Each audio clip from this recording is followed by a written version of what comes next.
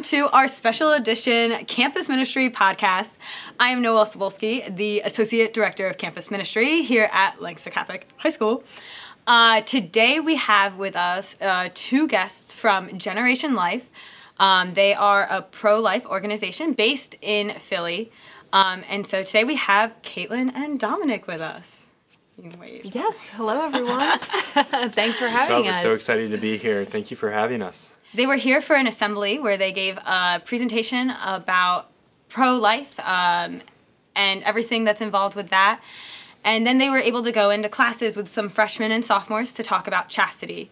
So, Caitlin and Dominic, could you tell us a little bit about just what is Generation Life and what do you do? Yeah.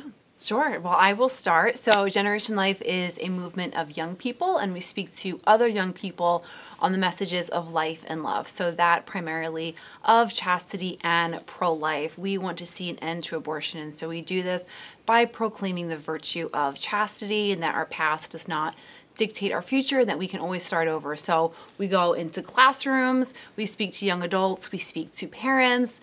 We also have beach outreach where we're speaking to students in the summer, and we are just proclaiming these truths of life and love in a joyful, truthful manner. So why did you two get involved with Generation Life? Yeah, it's a great question. So when I was 15 years old, actually, my older brother went on beach outreach with Generation Life, and he would always come back from beach outreach with these incredible stories and encounters he would have with students on the beach talking about the messages of life and love.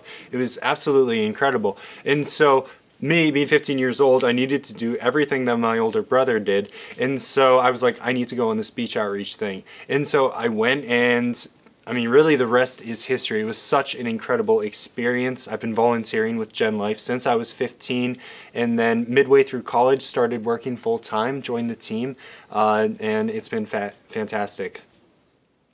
Yeah, and so I actually met Dominic first when I was volunteering with Generation Life, so before we were actually even both working for Generation Life. And similarly, I had Generation Life come and speak to me in my high school. I went to an all-girls high school, and I was very impacted by the talk.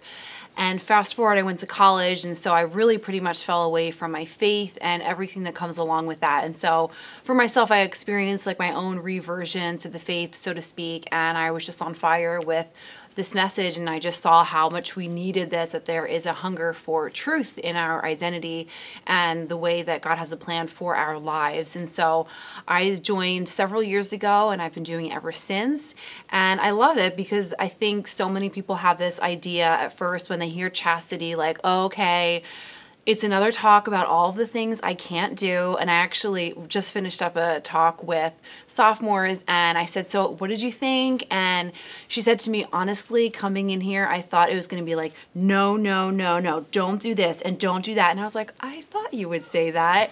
And I said, she's like, it wasn't like that at all. Like, this was really great. I wasn't expecting this. And just left with a smile on her face. And it's like, that's the goal, is that this is a yes. This is something to say yes to help us to become the best version of ourselves and not a second-rate version of someone else. So chastity helps us to become the full bloom of the human person through this virtue, and obviously through being pro-life as well. So you also spoke to everyone about the pro-life issues. Could you kind of expand upon that a little bit? Yeah. So our pro-life message really centers around the fact that the human person is good, unique, unrepeatable, and a gift, and that from womb to tomb, as we like to say, from womb to tomb, we have to stand up and celebrate life, we have to respect life, and then we also have to defend life. And so a large part of our mission focuses on defending the life of the unborn from abortion, that intentional ending of an unborn human life. And so that's really what sits at the heart of our pro-life mission. But it's really about celebrating the wonder of the human person. That's how we go about it, and just how it's absolutely incredible, all the development that occurs inside of the womb, and just highlighting the fact that no matter how small we are always a person deserving of love and respect. Yeah, we actually break down, that's part of it too, is like what is actually happening during those 9 months of development, especially now everything is so charged and we're hearing so much about Roe versus Wade or pro-life issues right now. And so our presentation is really focused on the joyful message of truth and really examining and magnifying the humanity of the unborn. We know that it is a person from the moment of conception and that every life has a gift and that our circumstances do not determine our fate, do not determine our future.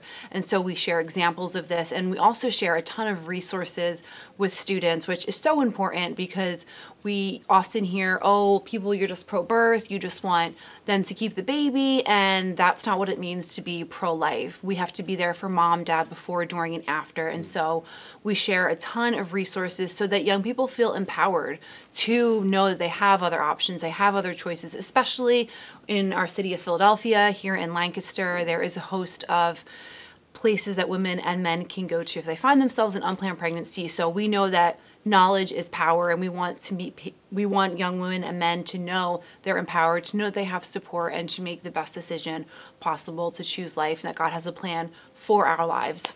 So you guys work with high school students, middle school students, young adults.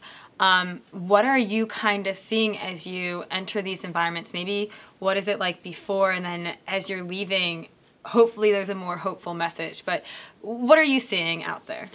Yeah, no, it's a great question, and most of the time what we see when we first open the conversation is that a lot of people are nervous because, like Caitlin was saying, everything's so charged right now and we're being bombarded with all of these different messages.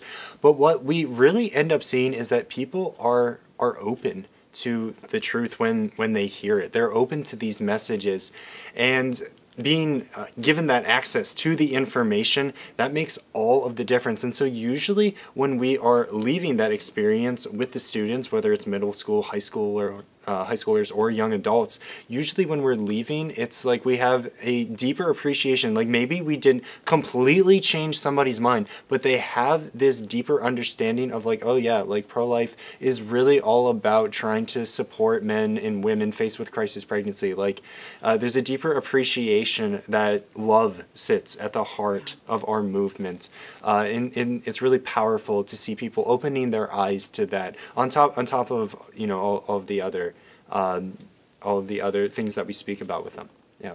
Yeah, and this is not a message of perfection, not at all, because we're human. We are going to make mistakes. That is a part of life, and it's just it's really encouraging to see their faces change, like beginning of the talk or the end of the talk or presentation, is that our past doesn't define our future and we can always start over. And so it doesn't mean that if we've slipped up or if we've made decisions in the past that we wish we didn't have made, that doesn't mean that it's over with. And so we can always recommit, we can always restart over with anything in our life. And so it's a really positive and joyful message, and that comes across in our presentation. So it's always good to see that. Yeah.